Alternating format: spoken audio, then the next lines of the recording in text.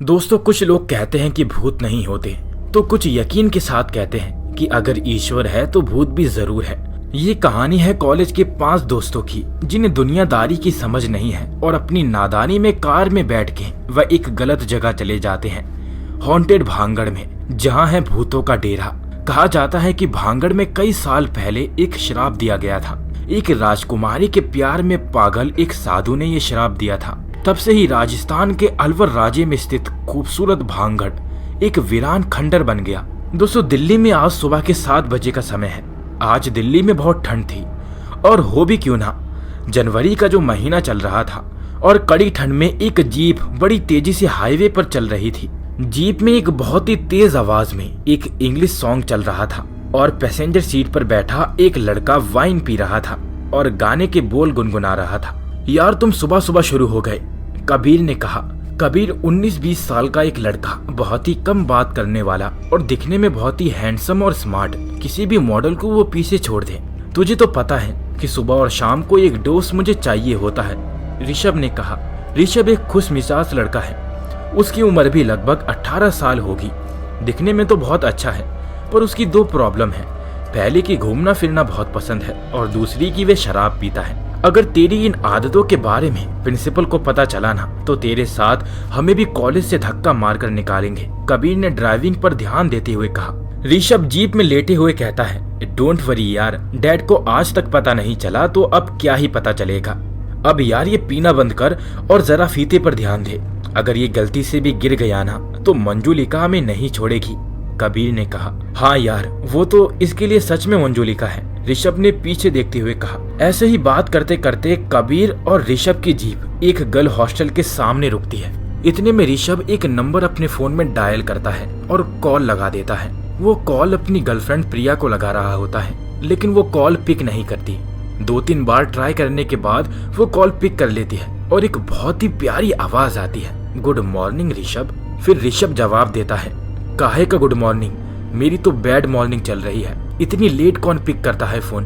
दोस्तों, थोड़ी देर बाद प्रिया भी जीप में आकर बैठ जाती है और वो तीनों एक अनजाने सफर के लिए निकल जाते हैं। दोस्तों, वो लोग अनजाने में भांगड़ की ओर निकल पड़ते हैं, जो कि एक शापित स्थान है। दोस्तों, उन्हें मालूम नहीं था कि आगे उनके साथ क्या होने वाला है।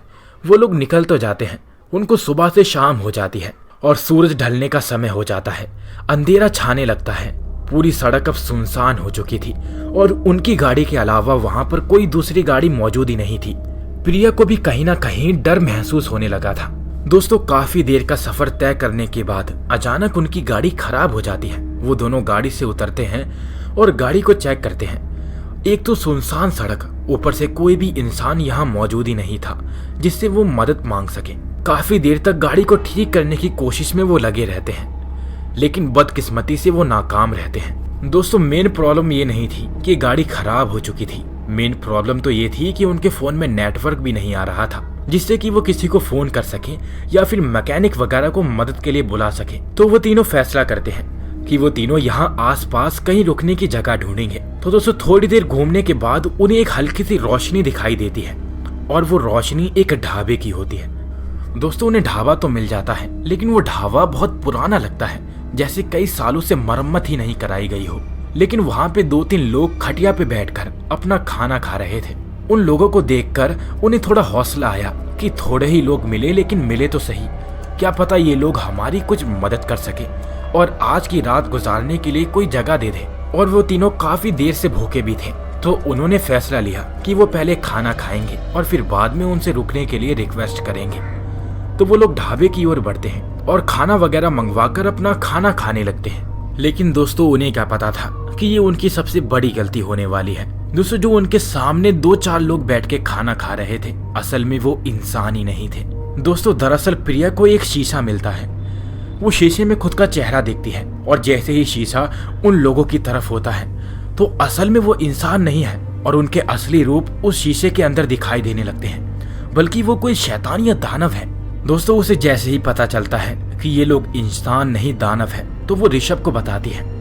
ऋषभ उसकी बातों पर यकीन नहीं करता कि कैसी बच्चों जैसी बातें कर रही हो, लेकिन जैसे ही वो उसे शीशा दिखाती है तो वो भी हैरान रह जाता है। और वो तीनों जल्दी से वहां से भागने की कोशिश में लग जाते हैं। लेकिन दोस्तों उस ढाबे में आना तो आसान था, लेकिन वहां से जाना बहुत ही मुश्किल। दोस्तों अगर आप भी जानना चाहते हैं कि आखिर आगे उन लोगों के साथ क्या हुआ, तो हमारे चैनल के साथ बने रहिए और इस वीडियो को लाइक करके चैनल को सब्सक्राइब कर दें और मुझे कमेंट में नेक्स्ट पार्ट लिखकर जरूर कमेंट करें ताकि मैं इसका नेक्स्ट पार्ट आपके लिए बना सकूं।